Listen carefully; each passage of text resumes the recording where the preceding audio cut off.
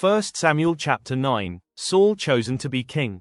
There was a man of Benjamin whose name was Kish, the son of Abiel, son of Zeruiah, son of Bechorath, son of Aphiah, a Benjaminite, a man of wealth. And he had a son whose name was Saul, a handsome young man. There was not a man among the people of Israel more handsome than he. From his shoulders upward he was taller than any of the people. Now the donkeys of Kish, Saul's father, were lost. So Kish said to Saul his son, "Take one of the young men with you, and arise, go and look for the donkeys." And he passed through the hill country of Ephraim and passed through the land of Shalishah, but they did not find them. And they passed through the land of Shalem, but they were not there. Then they passed through the land of Benjamin, but did not find them. When they came to the land of Zuph, Saul said to his servant who was with him, "Come, let us go back, lest my father cease to care about the donkeys and become anxious about us." But he said to him, "Behold, there is a man of God in this city, and he is a man who is held in honor. All that he says comes true. So now let us go there. Perhaps he can tell us the way we should go." Then Saul said to his servant, "But if we go, what can we bring the man? For the bread in our sacks is gone, and there is no present to bring to the man of God. What do we have?" The servant answered Saul again, "Here, I have with me a quarter of a shekel of silver, and I will give it to the man of God to tell us our way." Formerly in Israel, when a man went to inquire of God, he said, "Come, let us go to the seer," for today's prophet was formerly called a seer. And Saul said to his servant, "Well said, come, let us go." So they went to the city where the man of God was. As they went up the hill to the city, they met young women coming out to draw water and said to them, "Is the seer here?" They answered, "He is. Behold, he is just ahead of you. Hurry, he has come just now to the city, because the people have a sacrifice today on the high place. As soon as you enter the city you will find him, before he goes up to the high place to eat. For the people will not eat till he comes, since he must bless the sacrifice. Afterward those who are invited will eat. Now go up, for you will meet him immediately." So they went up to the city. As they were entering the city, they saw Samuel coming out toward them on his way up to the high place. Now the day before Saul came, the Lord had revealed to Samuel, "Tomorrow about this time I will send to you a man from the land of Benjamin, and you shall anoint him to be prince over my people Israel. He shall save my people from the hand of the Philistines. For I have seen my people, because their cry has come to me." When Samuel saw Saul, the Lord told him, "Here is the man of whom I spoke to you. He it is who shall restrain my people." Then Saul approached Samuel in the gate and said, "Tell me, where is the house of the seer?" Samuel answered Saul, "I am the seer. Go up before me to the high place, for today you shall eat with me, and in the morning I will let you go and will tell you all that is on your mind. As for your donkeys that were lost 3 days ago, do not set your mind on them, for they have been found. And for whom is all that is desirable in Israel? Is it not for you and for all your father's house?" Saul answered, "Am I not a Benjaminite, from the least of the tribes of Israel? And is not my clan the humblest of all the clans of the tribe of Benjamin? Why then have you spoken to me in this way?" Then Samuel took Saul and his young man and brought them into the hall and gave them a place at the head of those who had been invited, who were about 30 persons. And Samuel said to the cook, "Bring the portion I gave you, of which I said to you, put it aside." So the cook took up the leg and what was on it and set them before Saul. And Samuel said, "See, what was kept is set before you. Eat, because it was kept for you until the hour appointed, that you might eat with the guests." So Saul ate with Samuel that day. And when they came down from the high place into the city, a bed was spread for Saul on the roof, and he lay down to sleep. Then at the break of dawn Samuel called to Saul on the roof, "Up, that I may send you on your way." So Saul arose, and both he and Samuel went out into the street. As they were going down to the outskirts of the city, Samuel said to Saul, "Tell the servant to pass on before us, and when he has passed on, stop here yourself for a while, that I may make known to you the word of God."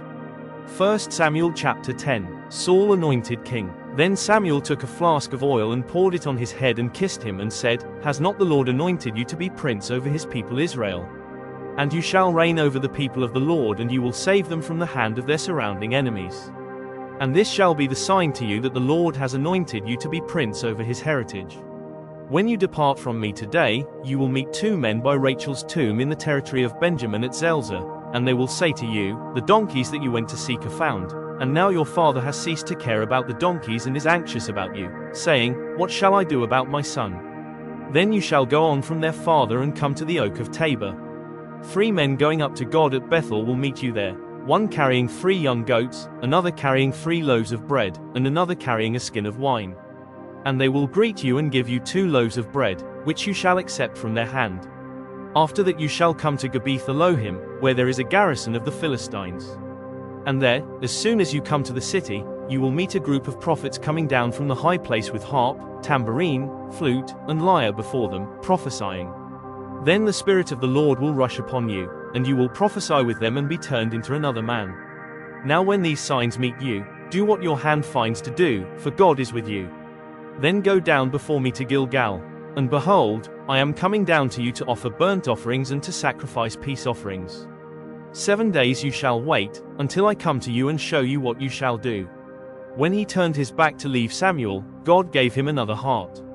And all these signs came to pass that day.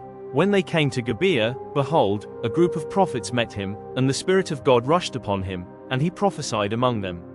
And when all who knew him previously saw how he prophesied with the prophets, the people said to one another, What has come over the son of Kish?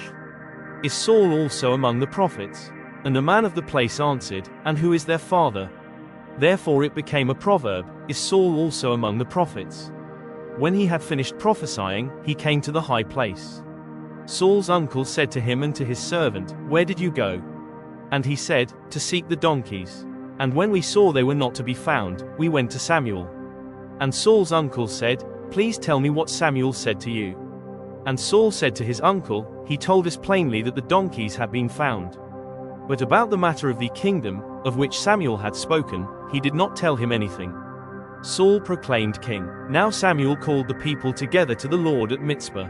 And he said to the people of Israel, Thus says the Lord, the God of Israel, I brought up Israel out of Egypt, and I delivered you from the hand of the Egyptians and from the hand of all the kingdoms that were oppressing you. But today you have rejected your God, who saves you from all your calamities and your distresses, and you have said to him, Set a king over us.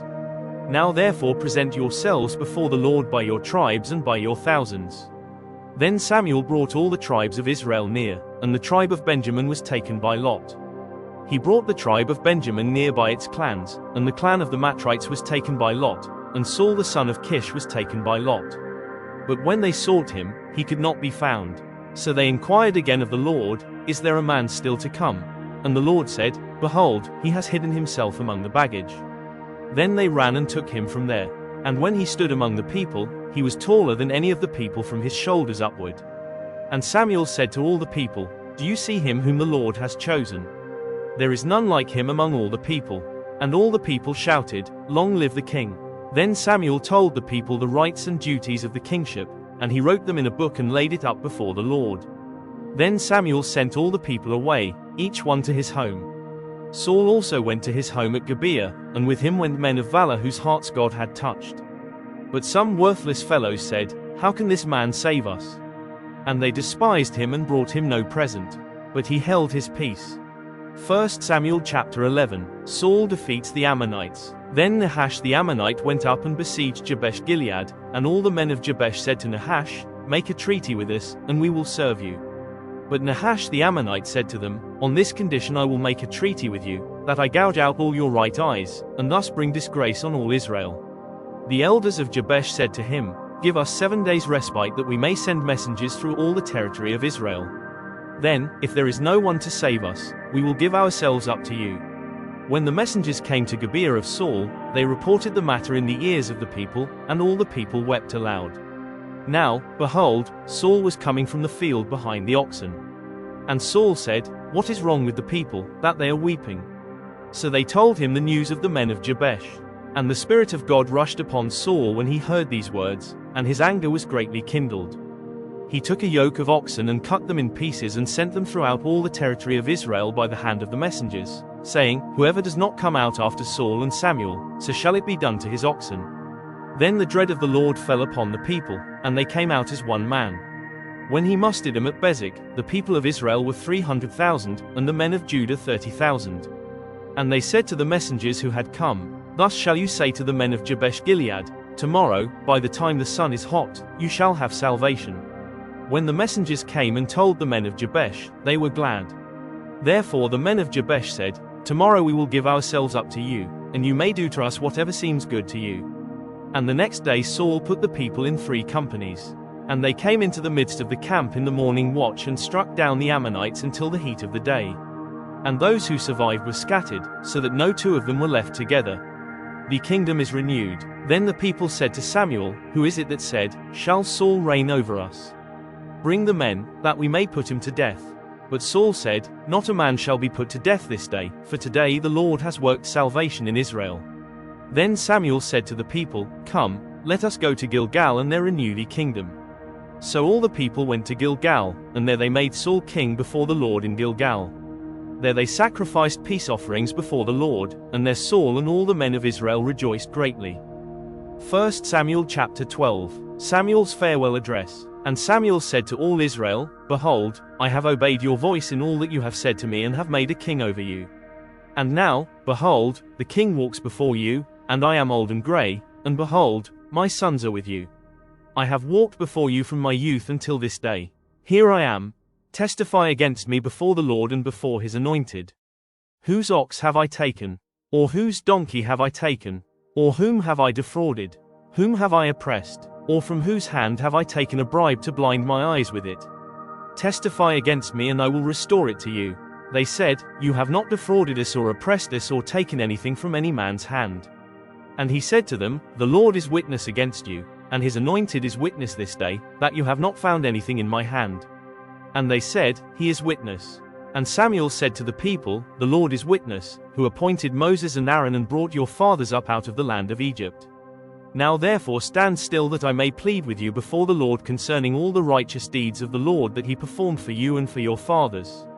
When Jacob went into Egypt, and the Egyptians oppressed them, then your fathers cried out to the Lord, and the Lord sent Moses and Aaron, who brought your fathers out of Egypt and made them dwell in this place. But they forgot the Lord their God. And he sold them into the hand of Sisera, commander of the army of Hazor, and into the hand of the Philistines, and into the hand of the king of Moab. And they fought against them. And they cried out to the Lord and said, "We have sinned, because we have forsaken the Lord and have served the Baals and the Ashtaroth. But now deliver us out of the hand of our enemies, that we may serve you." And the Lord sent Jerubbaal and Barak and Jephthah and Samuel and delivered you out of the hand of your enemies on every side, and you lived in safety. And when you saw that Nahash the king of the Ammonites came against you, you said to me, "No, but a king shall reign over us, when the Lord your God was your king." And now behold the king whom you have chosen, for whom you have asked, behold, the Lord has set a king over you. If you will fear the Lord and serve him and obey his voice and not rebel against the commandment of the Lord, and if both you and the king who reigns over you will follow the Lord your God, it will be well. But if you will not obey the voice of the Lord, but rebel against the commandment of the Lord, then the hand of the Lord will be against you and your king. Now therefore stand still and see this great thing that the Lord will do before your eyes. Is it not wheat harvest today? I will call upon the Lord, that he may send thunder and rain. And you shall know and see that your wickedness is great, which you have done in the sight of the Lord, in asking for yourselves a king. So Samuel called upon the Lord, and the Lord sent thunder and rain that day, and all the people greatly feared the Lord and Samuel. And all the people said to Samuel, "Pray for your servants to the Lord your God, that we may not die, for we have added to all our sins this evil, to ask for ourselves a king." And Samuel said to the people, "Do not be afraid, you have done all this evil. Yet do not turn aside from following the Lord, but serve the Lord with all your heart. And do not turn aside after empty things that cannot profit or deliver, for they are empty. For the Lord will not forsake his people, for his great name Sarke, because it has pleased the Lord to make you a people for himself. Moreover, as for me, far be it from me that I should sin against the Lord by ceasing to pray for you, and I will instruct you in the good and the right way. Only fear the Lord and serve him faithfully with all your heart. For consider what great things he has done for you. But if you still do wickedly, you shall be swept away, both you and your king."